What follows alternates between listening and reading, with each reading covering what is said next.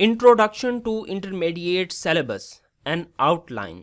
इस वीडियो में आपको इंटरमीडिएट के सिलेबस से मुतारफ़ करवाया जाएगा, जिससे आपको इसे समझने और पढ़ने में आसानी होगी। इंटरमीडिएट में हमारे पास 4 किताबें हैं, बुक 1, बुक 2, बुक 3 और गुड बाय मिस्टर चिप्स। इसमें बुक 1 और बुक 3 को पार्ट 1 या ग्रेड 11 में पढ़ा जाता है, जबकि बुक 2 और गुड बाय मिस्टर चिप्स को पार्ट 2 में पढ़ा जाता है। इसी पार्ट 1 और पार्ट 2 के मजमुआ को हम इंटरमीडिएट कहते हैं।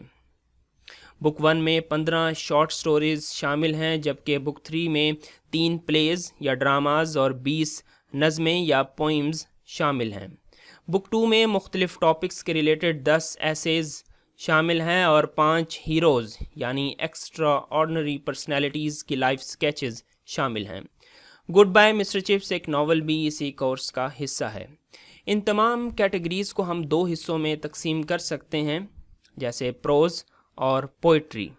अगर आप पोइम्स सेक्शन को खोल कर देखें तो आपको अंदाज़ा होगा पोइट्री को स्टेंजाज की फॉर्म में लिखा जाता है, और ये कि हर वर्स का दूसरी वर्स के साथ एक राइमिंग पैटर्न है। पोइट्री के अंदर एक रिदम होता है, एक म्यूज़िकल पैटर्न हमें देखने को नज़र आता है।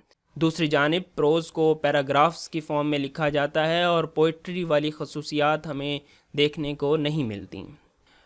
प्रोज़ के अंदर शॉर्ट स्टोरी, प्लेज, नावल मुख्तलिफ नाम हैं। ये तमाम प्रोज़ तो हैं, लेकिन इनका एक दूसरे से क्या डिफरेंस है, क्या फ़र्क है, इसको समझने के लिए हम इनको मज़ीद 2 हिस्सों में डिवाइड कर सकते हैं। That will be fiction and non fiction.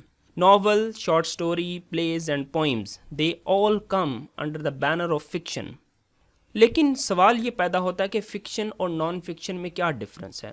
So fiction is made up, imaginary, यानी राइटर की इमेजिनेशन या ख़यालात की प्रोडक्शन होती है, उसके ख़यालात की अक्कासी करती है। For example dark tower and golden eyed, ये एक शॉर्ट स्टोरी है और इसमें एक फैमिली ज़मीन से सफ़र करती है और एक दूसरे प्लैनेट मार्स पर जाकर सेटल डाउन हो जाती है। ऐसा एक्चुअल में पॉसिबल नहीं है कि कोई ज़मीन से सफ़र करे और मार्स पर रहना शुरू कर दे, लेकिन फ़िक्शन के अंदर ऐसा पॉसिबल है क्योंकि ये इमेजिनेशन है। दूसरी जानिब नॉन फिक्शन, जो कि फैक्ट्स पर मुश्तमिल होती है और हकीकत पर मबनी होती है। उसमें कुछ भी फेक नहीं होता, कुछ भी फॉल्स नहीं होता, बल्कि सच्चाई होती है। For example using the scientific method, ये एक ऐसे है और इसमें मुख्तलिफ साइंसी तरीक़ों को बताकर ये समझाने की कोशिश की गई है कि किस तरह आप खुराक को प्रिज़र्व कर सकते हैं, महफूज रख सकते हैं। इसके अलावा मुस्तफ़ा कमाल की मिसाल लीजिए कि जो कि तुर्की के एक फ्रीडम फाइटर थे, जिन्होंने जमहूरियत तुर्की की बुनियाद रखी, उनकी ज़िंदगी के बारे में बताया गया है। तो ये फैक्ट्स हैं, सच्चाई है। तो that is the difference between fiction and non fiction. अब नावल, शॉर्ट स्टोरी और प्ले के अंदर क्या फ़र्क होता है? ये तमाम प्रोज तो हैं, लेकिन क्या डिफरेंसेस हैं? शॉर्ट स्टोरी की लेंथ जो है वो शॉर्ट होती है, जबकि नावल की लेंथ जो है वो ज़्यादा होती है।